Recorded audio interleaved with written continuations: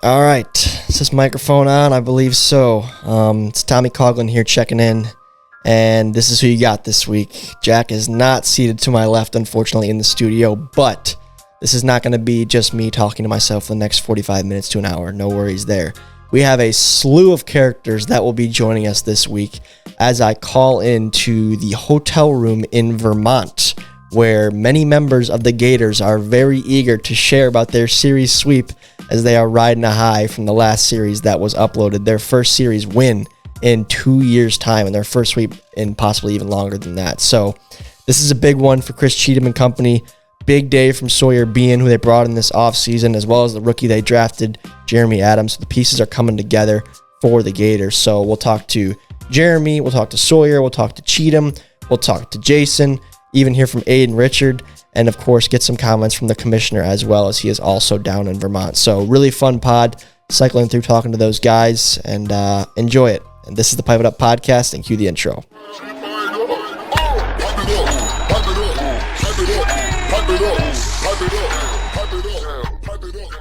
All right, ladies and gentlemen, welcome back to the Pipe It Up Podcast, the official podcast of MLB Wiffle Ball, and this is going to be an interesting one, folks. Very much an impulse pod.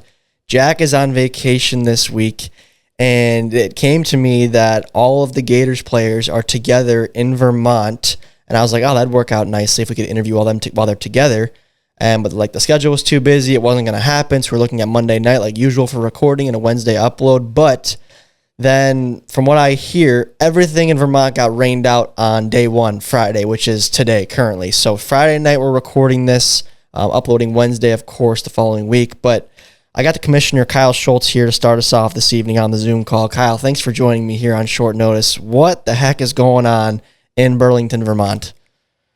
Man, you know that Vermont is not susceptible to having no rain, and the no situation different here today in 2024. A lot of rain here in Burlington, Vermont. So yes, everything was wiped out on the Friday night. So we're kind of cramming everything on Saturday, and then we just got it confirmed. 9 p.m. to midnight is when we're going to be playing our series tomorrow, and it's going to be a very dry day. So we're expected to get it all in, but calling in right now from the Gators room here. I'm kind of infiltrated there. They're in infiltrated the swamp after the video just dropped. Yeah, they're feeling good. That's good. Yeah, I'm sure they're riding a high they haven't rode in at least 2 years now in that camp over there. So good for those guys. Let them soak it in tonight a little bit. But so we're gonna have all 3 games under the lights there in the mini MLB series this year. That is correct. The plan is still to go Fenway, Field of Dreams, Yankee, and we have still not seen Yankee. We have not stopped by the field yet. They have not posted a picture. There's no photos of it yet, right? They're keeping it completely under wraps. I'm thinking, like, what do they have this field under like a blanket and they're just going to reveal it tomorrow? Like, I seriously don't know. Is there a reveal scheduled, or you have no idea? No, I think if we wanted to roll up right now, which we're not going to do, so because it's still raining and it's like really windy, so we're just going to wait till tomorrow. But I guess we'll just see it tomorrow. Yeah, I've heard the weather is pretty nasty out there. You guys flew into Boston, is that correct? Yeah, kind of similar to what we did last year, where if you remember, we flew into Hartford, Connecticut, and drove up 3.5 hours. Very similar situation today. Boston, Logan Airport, 3.5 hour drive up here to Vermont. Jeremy Adams flew in from Madison, Wisconsin. I think he's the only one outside of our group. So it was like no delays or anything. Like, even though it was bad weather, we kind of avoided that because we flew in before that. Was the drive a little dicey though from Boston to where you're at now? You know what? It was all right. That's a question for Jason Chadwick. I think I need to talk to Jason Chadwick. Had the responsibility of one of those cars. And I do have the entire squad in here, by the way, so you can appoint whoever you want to bring up to this chair. But I do have one more question for you. Yeah. What are you thinking right now, thumbnail-wise, for mini MLB? Which field's it going to be? Wow. Okay, I think it again, I don't know what Little Yankee looks like. It can be very aesthetically pleasing. I have no idea. They have what I was thinking too is they have a huge standard to live up to. Like, those other 3 fields are insane. But I really think all 3 of them could do the job. But all those night thumbnails, they always perform well. So I'll probably take pictures or have options of all 3 fields we play at and see what looks best. Okay, sounds good. All right, I'll bring in Jay Chatty. Let's get him up here to the stand. Man number 2 on the evening. Give it up for him. PB, roll the applause.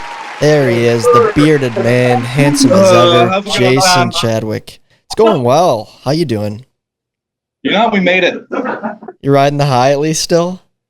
Yeah, the all my Gators teammates in the back. We're watching the video release at 4:00. I was battling the hurricane out there behind the wheel, so they were having a great time in the car without me, and I was trying to keep us on the road. I mean, how are you exaggerating, or how bad actually was it? No, it was pretty bad. Trees on the jet. Yeah, I mean, Like worst you've ever driven in, or in the conversation? It was bad. There was about 3 or 4 trees that tipped over on top of the highway in some capacity. Driving, rain was coming down sideways. In Vermont, it's very, very woodland type, you could say. Sure, There's that's a good trees scientific pretty much word. everywhere. Uh-huh. Yeah. Very woodland. Put that on a t-shirt. Vermont, Michigan. Or Vermont, pretty, USA. It was... Hey, pipe down. It was pretty bad. It was pretty bad. Well, let me see if it was this bad. I all of a sudden drove through a downpour probably about 2 months ago now. And again, it was fine. It was clear. All of a sudden, the clouds rolled in, and then bam, monsoons. So I'm kind of, I got my hands at 10 and 2. I got a nice tight grip on the wheel, and I'm like, this is a little dicey here. And I'm in the left lane here on a 2-lane freeway, and there's obviously traffic coming the opposite direction as well. And all this, and we're like, my side of the road, I think I'm heading east. The westbound road is like elevated too above the traffic that I'm a part of. And as I'm driving through this downpour, all of a sudden I look left, and there's just a Dodge Ram heading straight for me. This thing, I don't know if it hydroplaned or what, but all of a sudden it just like hits the ditch and then wham into the metal guardrail.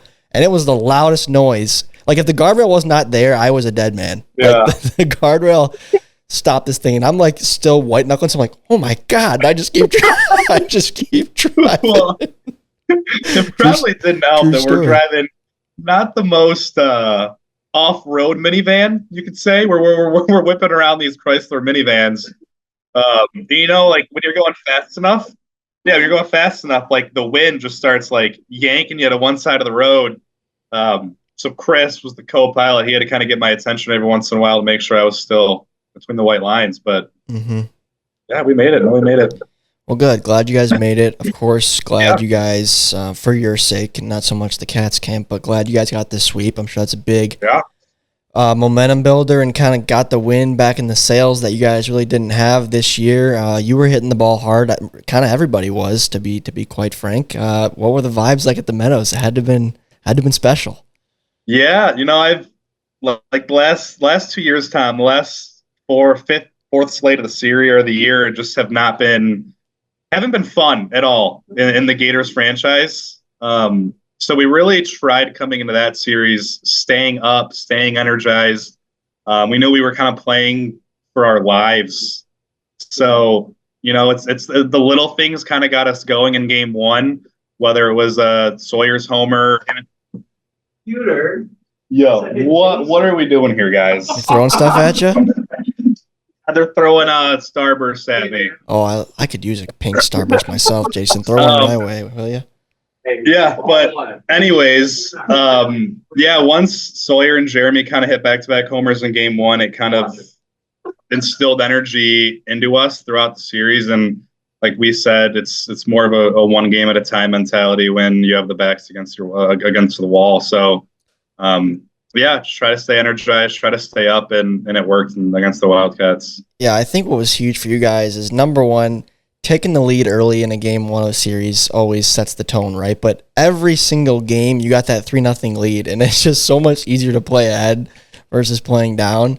So props to your offense for putting bat on ball and hitting home runs. Really is what did it for you guys. 3 from Sawyer, 2 from Jeremy, 1 from Chris. So 6 bombs for the day off the Gators bats. And you mentioned how Slate 4 has been kind of rough for you the past few seasons on the Gators. So, of course, I told Jack we were doing this podcast tonight. So we actually posed a question that he wanted me to bring to you, being, I think we asked you about the trade when it first happened, coming from the Magic to the Gators a few years back. And now the dust has definitely settled quite a bit more. And this is is this your first series win on the Gators? Yeah. Yeah. Sure is. So, Yeah. I mean, you can be honest here. You're not going to hurt anybody's feelings, Gators fans, teammates, whatever. But, like, how have you digested the trade long term after watching the Magic win a ring and you guys struggle, but now, like, the pieces are starting to come together a little bit in the teal and navy? Yeah, obviously, like when we made that trade, the whole goal was kind of for me, Chris, and Jorgie to kind of reunite and see what we can do together. That very quickly kind of evaporated. So when kind of you take like a broader look at it, like if I didn't get traded, the Magic wouldn't have Grant. Without Grant, they don't win the World Series. So like even if I would have stayed on on the Magic the last 2 years, like it was one of those things where we just going to keep doing the same thing over and over again, like expecting different results type deal. Whereas I think the trade benefited both teams, hopefully now more so on the Gators side of things. But like I said, like they wouldn't have Grant. They don't win a World Series without Grant. The Gators, obviously now that we have Sawyer, Jeremy, like the pieces are starting to come together on the Gator side of things. You're welcome for Jeremy, by the way. Yeah, no, we greatly appreciate it, Tom. So like now 3 years post trade, like I'm definitely excited to kind of see the aspirations that we had on the Gators starting to come together. But like I'm also really happy for the Magic when they won that World Series last year. So overall, I just hope it's a win-win trade for both teams at the end of the day. Look at you, just an optimistic guy, win-win guy for everybody. Real quick too. I think you said in the mic'd up session that you are the commissioner in your guys' new online dynasty at NCAA 25. How's that going? Yeah, so we did finish the first season. Actually, the only individual to win the conference championship and make the college football playoff was Brendan Jorgensen. Wow. He took Iowa State. Yeah, he took Iowa State and went to the CFP where he was taken down by Texas A&M. But other than that, the only teams above 500 were me and Curdy. Play on Heisman's no joke. It's tough, dude. I mean, only three of the 10 teams in our league finished above 500, so that's a testament. Well, I want to know how Jorgie's playing too. This is my last comment on this game, but yeah, like 10 years ago in NCAA 14, I would play on Heisman, but I had like 3 plays that I would kind of run on loop, and I knew when to audible, and it was kind of like cheating. So is Jorgie like running a real offense, or is he running a video game offense is my question. It's actually funny. Under the new game, you can see how many times you've called the play. And so we were watching his game on PlayStation. And this year, the jet touch pass is like a very broken play in college football. And so he had to run it. It was like 134 times. Yeah, come on. Like that's not. And then he runs it the very next play, and he goes for a 60-yard touchdown. So a lot of the credibility that he had coming into that game kind of went out the window once we saw how he was getting to where he was at. Yeah, I'm with you. That's the camp that I was in as well. And I'll tell you, if you're still grinding on NCAA 14, run the read option and make sure you have slot flags in your audible. And if they don't stack the box, read option will get you 8 yards every time. If they got multiple linebackers, slot flags, you'll have one guy open on the outside. It's a complete cheat code. Look at those words of advice. But all awesome. Right, well, glad to hear. It was a good series for you, Jason, obviously. And glad to hear you made it to Vermont safely. Absolutely. From a third-party perspective, good luck this weekend against the D-backs. From a Mallards perspective, I hope you guys get swept. But I know we kind of made your future series a lot more.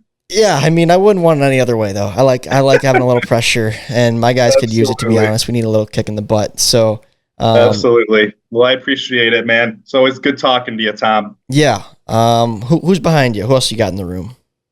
I mean, take your pick. We got Aiden, Chris, Jeremy, or Sawyer, or Kyle. Oh, give me Sawyer. Give me the people want Sawyer. He's an easy interview. He talks a lot.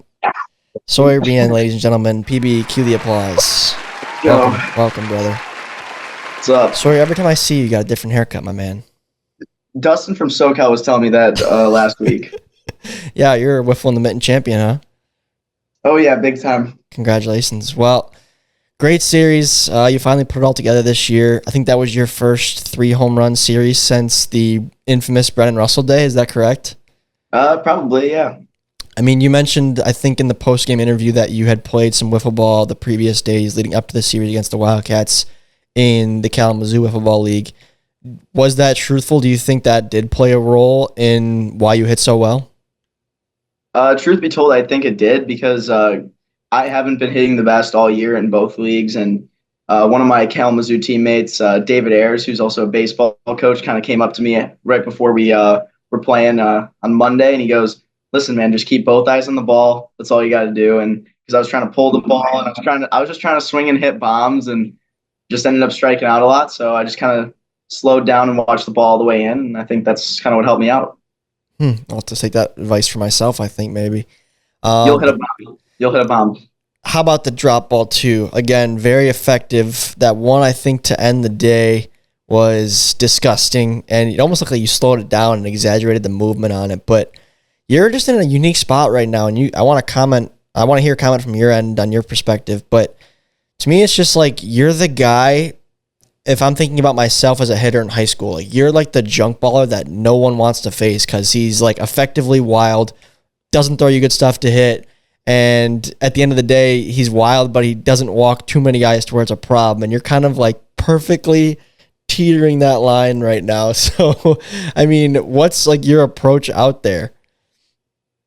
Usually I have to play it by ear, especially in, honestly, starting off the series, everything was working, but towards the end of game one, we had just beaten the crap out of the ball. So it turned out to me throwing 2 pitches, which was fastball, and I think it was strictly fastball and maybe a little bit slide drop. And I'm lucky I got out of it and no one was hitting me because that ball was it was moving straight when I was throwing I was just trying to get strikes. So it's really just playing it by ear, and ball changes a little bit every series. So sometimes the drop has a little more screwball movement. Sometimes it's more curveball movement. Sometimes the slide drop doesn't slide, all that kind of stuff. So it's just figuring out what pitches work with the ball for that day and going from there. Yeah, I must say, though, to credit where credit's due, Sawyer, you are a little bit lucky, my friend. Mr. Frensnick almost took you deep for a walk-off grand slam. That was a close call. Yeah, everyone at the field, our hearts stopped as that ball was hit. So definitely got lucky for sure. Mm-hmm. That's legit. What did he say? What did Kyle say? He goes, Ty's legit. Ty is legit. What did you think of Ty facing him on the mound? You can tell he's a rookie, but I think he has a really bright future.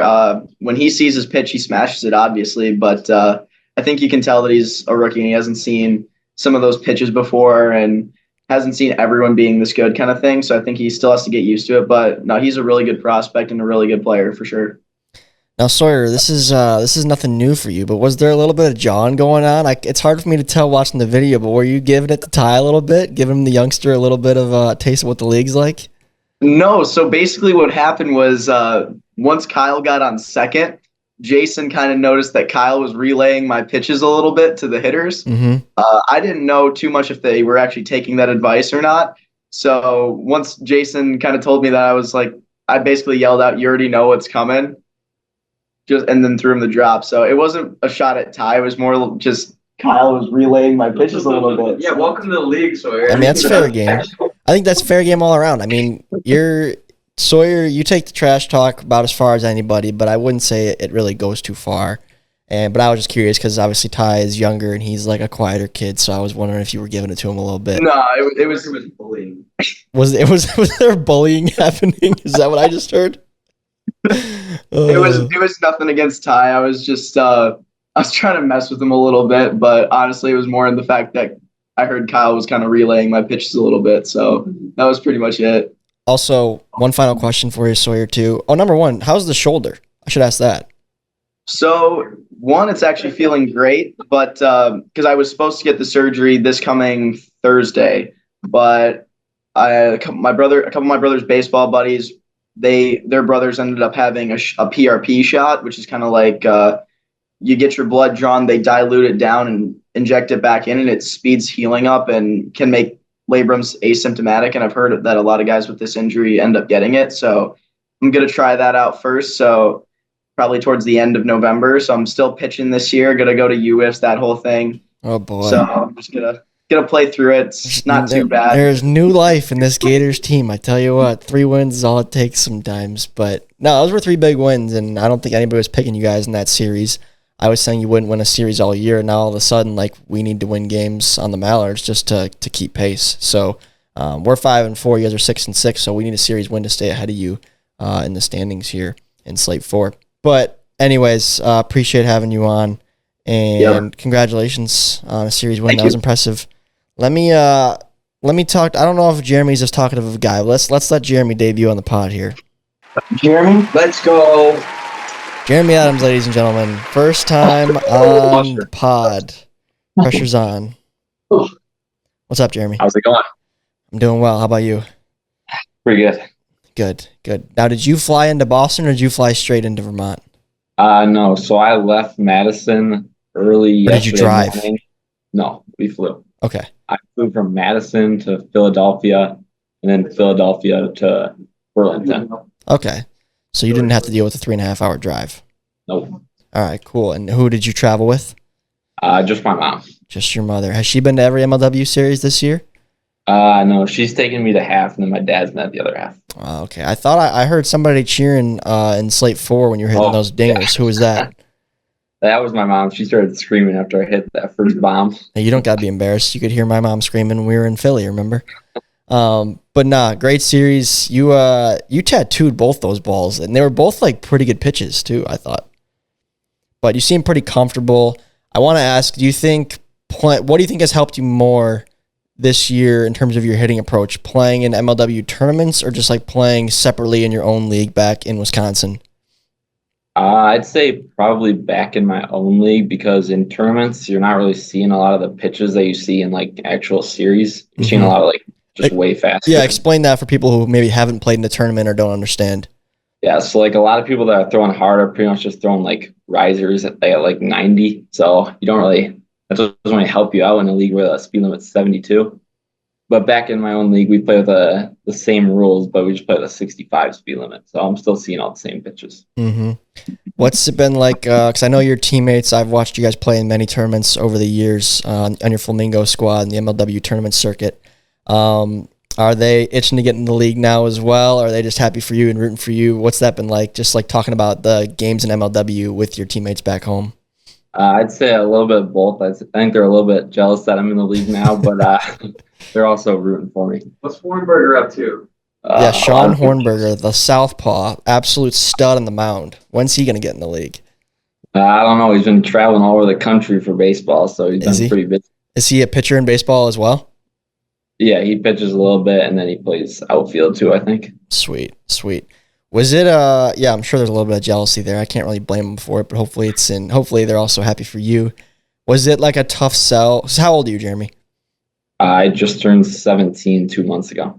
Okay. Was it a tough sell with your parents trying to get permission to come out to Michigan a few times this summer to play in this league? My mom, not quite as much, because she knows this has been a big goal of mine for a while, but my dad was not so easy to convince. Yeah. How far is that drive for you every time? Depending on the traffic, it's anywhere from like 6 to like 9 hours, because this past weekend Give Jeremy a round of applause. A round of applause for Jeremy in the hotel room. This past weekend we were going to Waffle in the Mitten. We got caught in like 3 hours of traffic, so it ended up being like 9 hours. Now, are you guys going around through Chicago? Yeah. Okay, right, yeah. Chicago can definitely add. Me and Kyle have experienced that going to Omaha. I mean, that can add an extra 2 hours to your drive easily. Yeah. That's super cool. I obviously had the opportunity to draft you at number 2 if I wanted to, but as I've explained on previous pods, like I knew I kind of had Preston serving that young guy role on my team, and I had faith that you'd be good, but I thought it might take some time. And I knew Georgie hopefully would step in and be an immediate contributor, which he definitely has been. He hasn't really been getting rewarded for it as much because you're putting balls over the fence, and he hasn't been. He has done it, just not enough. So it's who knows what would have happened. So yeah, were you like upset that you didn't end up coming to the Mallards? Or were you okay with getting like a bigger role on the Gators? Honestly, I think I would have liked playing for the Gators better, because I would much rather get more playing time on a not as good team, even though we're doing. We know where you'd be. Yeah. I'd rather have a bigger role on a team that needs me more. I'd say. Yeah, well, so that kind of plays into my reasoning again, because I didn't really know how that was going to go over. If like you're obviously like wanted to pitch, you're hitting leadoff right now. Like I didn't really want you to have to sell to your parents, like driving, 8 hours. So then you're just like hitting in the 4 spot in the lineup and you're not going to throw it all. It's also like a tougher sell for you too. So I think it was a win-win for sure. And I'm still happy for you. I love having Georgie, and hopefully we can start hitting the darn ball and winning some more ball games with the Mallards. This is a question for everybody. Even Aiden can weigh in, but I know Chris is in the room, Jason's in the room. You guys are 6-6, so you will most likely need some help. Now, if the Mallards get swept in a couple weeks against the Eagles, then I guess you do control your own destiny. But the Mallards even win 1, then you guys don't hold that tiebreaker. So you guys got to sell it to the fans that are listening and the Gator Nation. Do you have what it takes to get a series win or better against the D-backs? And why is that, Jeremy? What do you think makes this team special right now at this point in time to beat a team as hot as the D-backs? We're just ranked number 1 in the power rankings after Slate 3. Well, the D-backs are hot, but so are we. So I don't think you can let the Gators get hot because we're dangerous when we start hitting the ball. Hey, that talk is cheap. What's manager Cheetam got to say? I actually do want to talk to Chris. Get him on here. But it was a pleasure, Jeremy. Thank you. Actually wants to talk. Good work, Jeremy. Let's get the old skipper in the house right now. Skipper's ready. Skipper's ready. How you doing? What's up, Tom? Look at the muzzy. I know. The old girlfriend wasn't thrilled about not having a lot of other facial there. She didn't love it, but I feel like I look kind of sweet, so I feel like I had to bring it for Vermont. I had to bring it. If you're playing like you did last series, I mean, you can rock whatever you want to rock. I texted you. I was like, dude, that was a nice series. You're like, yeah, I don't know what got into me. And I said, that dog got into you, man. You're balling out there. I guess so. You were a vacuum over there at shortstop. Yeah, that was fun.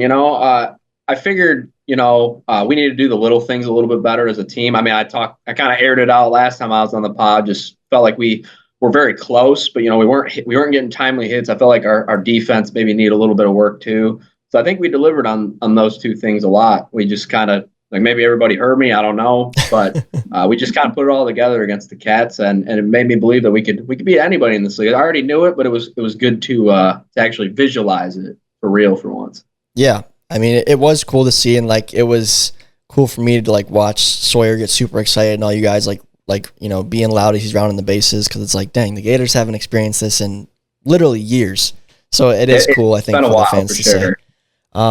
I did get some questions from Jack as well, because he wanted to know, because you did take over this squad for Zerlag in the offseason. So just how did it feel to really get that first series win and first series sweep as the skipper?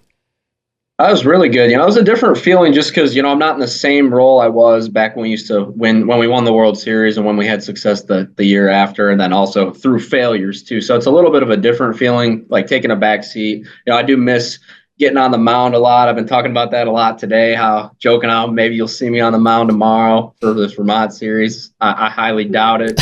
But Sawyer really wants me to get out there so I can throw the cutter, because it's just a disgusting pitch.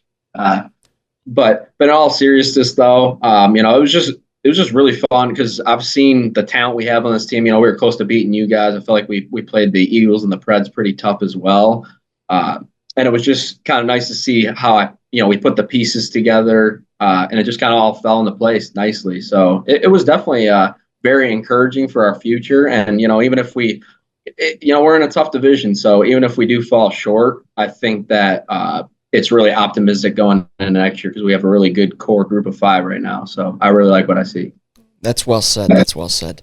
Now, follow-up question also from Jack. He wants to know how it feels to win or sweep your last series as a manager as well, because he says you're not going to get any more.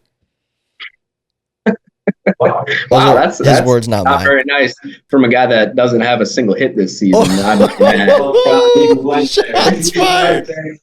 Shots fired. But I'm hoping to prove him wrong and shut him up pretty quickly here against the Diamondbacks. It's going to be tough. They're a very good team. We have to certainly play very similar to how we played against the Wildcats to get another sweep. It's going to be tough for sure, but we got to at least take 2 out of 3 to give ourselves a fighting chance.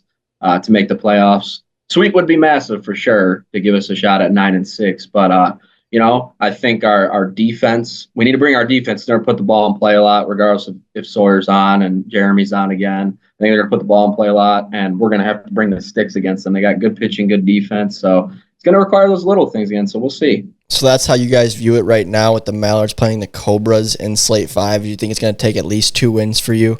Is that what you feel comfortable with? I see it. Still a lot of wiffle ball to be played. We'll see. I'm hoping the Cobras bats can get around to Robles like we couldn't, so they can give us a little help there. And then they also bring the pitching too. Maybe they could take 2 out of 3. That'd be big for us. But we hold some of the destiny in our hands. So if we can go out there and put a sweep on the board, you guys are going to have to win some games to catch us. Well, yeah, much like Slate 4, guys, Slate 5 happening in real time, it's kind of the same thing where the Gators are playing prior to the Mallards. So them being 6-6 put pressure on us at 5-4. Furthermore, if they are 9-6 and we're only, 5-7, or we're 6-6, or we're 7-5, like, that's going to require us to get some wins, and we're going to know that going into our series against the Cobras. So how the Gators play will very much dictate the amount of pressure that Mallards Nation is under to wrap up the year. So I'm very much eagerly anticipating to hear your guys' series results. So I'm hoping you're very disappointed with how well we play. Well, I was hoping that we'd play before you guys, and I told my folks, I was like, the Gators should be getting on the plane for no reason.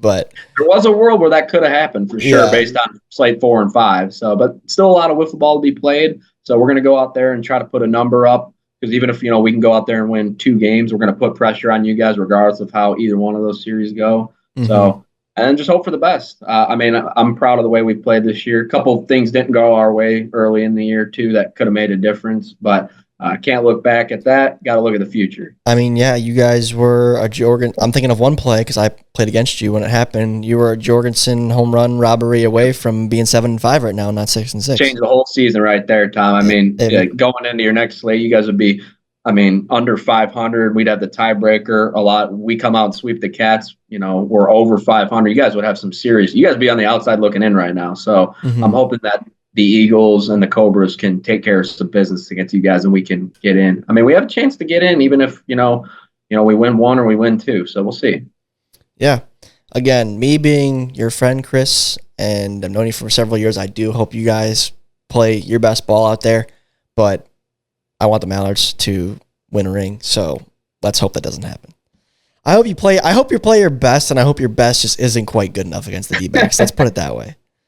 All right, Tom. I appreciate that. I'm hoping to make an impact out there tomorrow for sure, but I'm hoping to I'd rather play like crap and we win, and even if I bench myself, I don't really care. That's where I'm at that point. I'm hoping, my other guys play well too, and we can take some W's. Mm-hmm. Yeah. All right.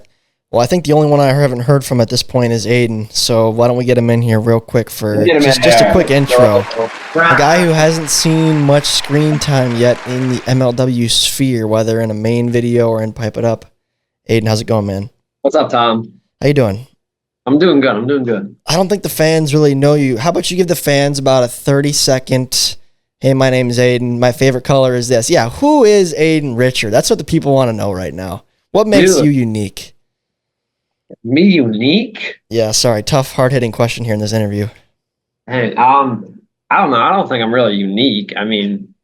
Brought his whole pantry with him on the trip. Yeah, I did bring the snacks to the trip. Oh, you sound like my kind of guy. I should be rolling with you.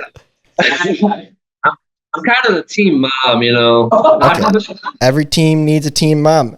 Hey, fun fact, I think the first series I played with Robles here in Michigan, I think I made him a sandwich. That's how much of a team mom I am. But I saw a commercial, an ad on YouTube for a Reese's cup that is a protein bar, and that could change my life if that's actually healthy. It's at only 3 grams of sugar, 18 grams of protein.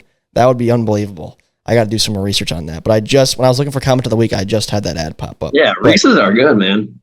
All right, Aiden, give me a 3-word summary so far. You've had a mixed amount of playing time, but I want 3 words from you to wrap up this interview about your experience so far in MLW as a rookie. 3 words. 3 words. Exciting, definitely one. Especially our last series against the Cats. Because even though I didn't play much, but I feel like just being there with the team and like we were all clicking and everybody was playing good. Okay, exciting. Exciting. We probably nerve-wracking. We've had like a lot of close games, like where they could go either way. I mean, we've been super close a lot, but just came short a couple times. Okay, that's a good one. One more. I don't know. It's fun. Fun to be here. Exciting. Fun to be around the guys. Nerve-wracking and fun. Love that. Well, Aiden, I know you'll have your moment. You almost hit a home run off Pete Colm there in your first series. After he told me, he's like, he sees me well. He almost spoke it into existence, just like the Grant home run too. But I know you get your time to shine. Once the old men and behind you, Chris and Jason, hang it up, you'll have to step up to the plate and start being a big contributor. So thanks for coming on the show. Appreciate it. And why don't we get the commish back in here to wrap up our last minute? All right, Kyle, we got 1 minute and 40 on the Zoom timer here. Coming up here, we have Long Island Whiffs in a couple days after this airs. Anything else in the fall calendar the fans should know about? Yeah, we're going back to York, Pennsylvania for UWIFs and our Friday night Fan Fest and U17 tournament. So that's October 4th through the 6th. That's always a lot of fun. I think this is our 4th year doing that. So I haven't announced it on the YouTube channel or Instagram yet, but we're definitely coming back there in October. And how excited are you to edit and release the Chicago series? Oh, very much so. That crowd was awesome. Great hospitality, great company to work with CBEA. That's going to be a special one. Yeah. How was Curtis? He was awesome, man. He's just the best guy ever. Was there with his whole family. He brought the squad out, his whole foundation, a bunch of his kids. Like, it was the most family-friendly atmosphere, fun atmosphere, some great games, a lot of action. It's just one of my favorite events ever. Awesome. We're looking forward to it. Well, I appreciate it, Kyle. I appreciate all the boys back there as well. Our Zoom is going to end here in just a moment, but that was a great interview segment, fellas. I enjoyed the round robin style, and good luck to everybody tomorrow. It'll be a long day, so get some wins in the tournament, and good luck with the series. All right. See ya. All right. We'll see you, fellas. That, folks, was a one-of-one pod right there. I don't think we've ever had a cycling interview like that before, but it was pretty neat. Let me know how that compares to the group dynamic we've done in hotel rooms in the past. I'm assuming you prefer the wide shot group with multiple microphones and stuff like that, but they didn't have all this equipment with them, so it wasn't doable. But I'm assuming you guys do like that sort of thing. So from now on, if the players are on the road, assuming the feedback is good, I'll try to do something like this in the future as well. Also, I wish Jack was here. Bummer again, but him and his wife are on vacation this weekend, so we miss them. But I'm going to keep this show rolling and wrap us up here with the next 10, 15 minutes. Moving into the comment of the week here, I think a lot of you who diligently check for the comment of the week may know where this is headed, because we, of course, had a Pipe It Up fan singing the good song in the comment section and shouting us out. So Fletcher said, for every Tom/Jack hit, they should have to eat one less waffle. If you know, you know. Considering the fact that through 3 slates, the two of us have combined for 1 hit, that's actually pretty doable. That would shed an hour off of our 24 hours, which would be nice. But you never know, Fletcher. I might rack up a 3, 4, 5 hit day. Jack might hit a couple bombs in a day, and then that would really kind of ruin the challenge per se. But I think maybe, because I already got one, maybe if one of us hit, I think a home run, a Tom or Jack home run, maybe we eliminate an hour. I'm not opposed to that. Maybe that's the motivation we need for slate 4 and 5 to finally hit a ball over the fence, one of the two of us this year. So I'll read a comment. Maybe I'll pin it. You guys can thumbs up or thumbs down if a Tom and Jack home run in 2024 should qualify as 1 less hour in the Waffle House. But speaking of Waffle House, the score did not change in this previous week. Me and Jack both had 2-1 Cats, and of course the Gators swept, so no points scored. It still remains myself in the lead at 17 points and Jack 1 point behind at 16. So we are still neck and neck here with 7 series remaining. Let's bounce now into fuzzy numbers, which of course is presented to you by ShedBall. ShedBall is a professional mini hoop basketball league with a 9-inch rim, a 4-inch foam ball, and an 8-foot rim height. They have players, GMs, and real dollar contracts. That's right, folks. Real money. I think they're like $1 or $2, but it's still hilarious. And right on cue, ShedBall. It's funny because it's serious.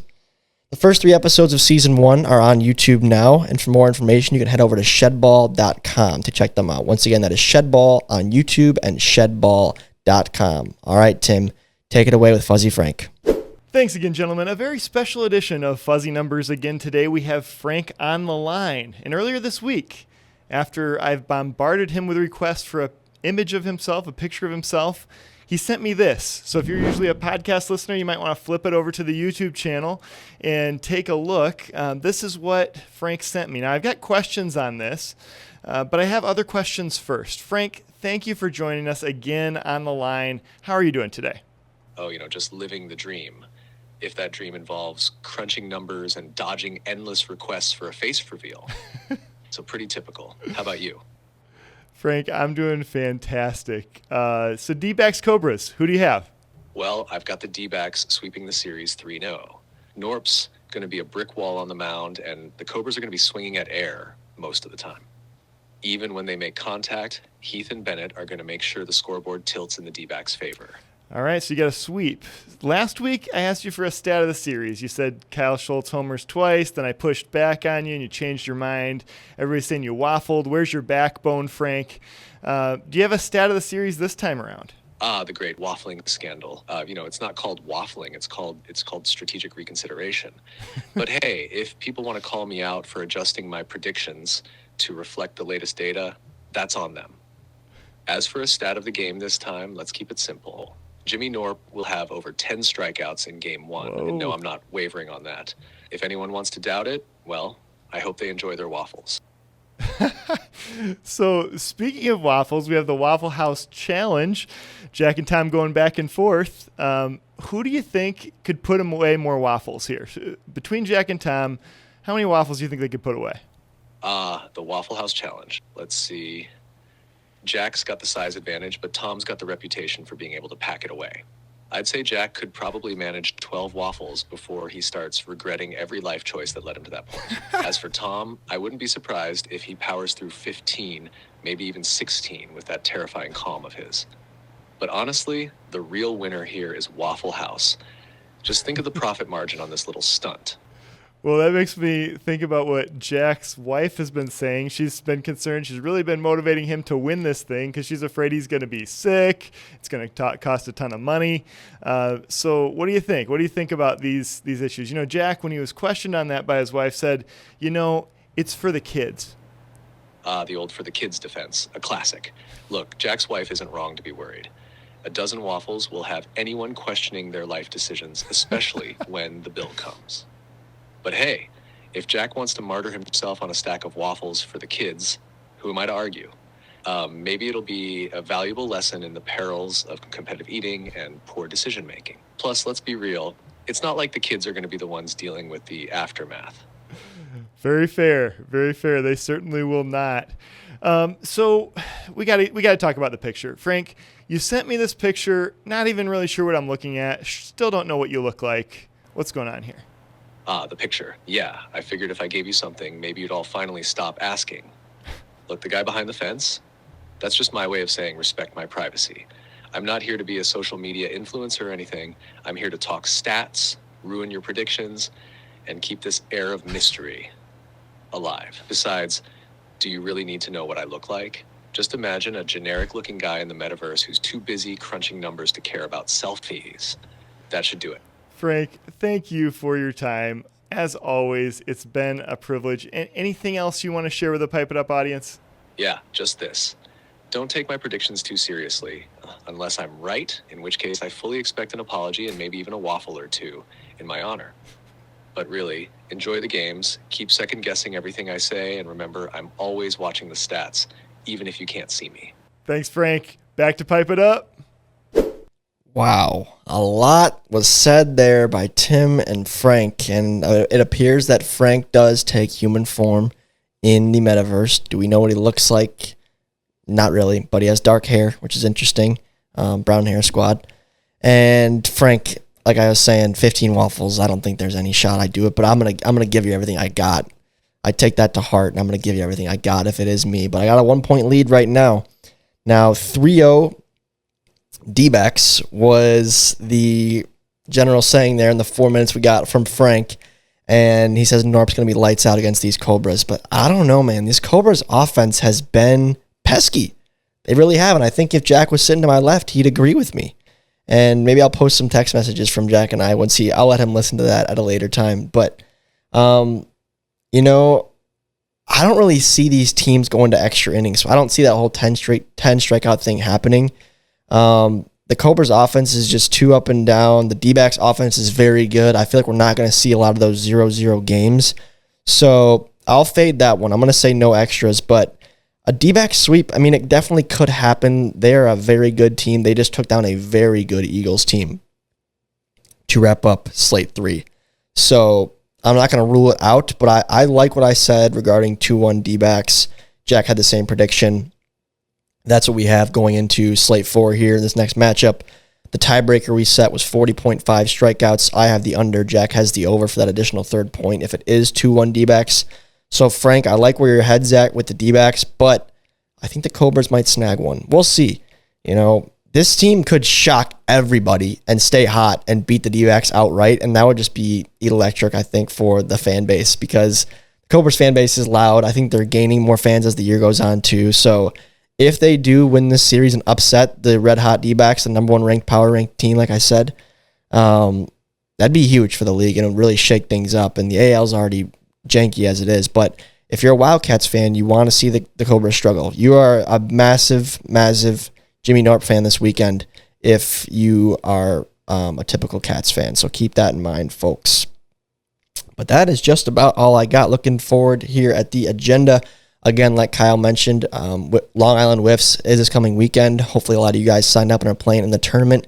If you're not playing and you're in the area, definitely still feel free to head up and check it out and meet a lot of the guys. Of course, Kyle Schultz will be there, Jimmy Norp, etc., etc. I'm sure there'll be a full list posted on the MLW Wiffle Ball Instagram. Going to be great whiffs, hopefully great weather, and just a good time, a great atmosphere, great venue. And that's last year. This is when I famously overdid it and also hit a famous home run. So one of my favorite tournaments from last year, absolutely. So definitely check that out if you're able to. But thank you guys so much for tuning in. As I mentioned, Chris Cheetam's got that dog in him, and we'll see you all next week. Pipe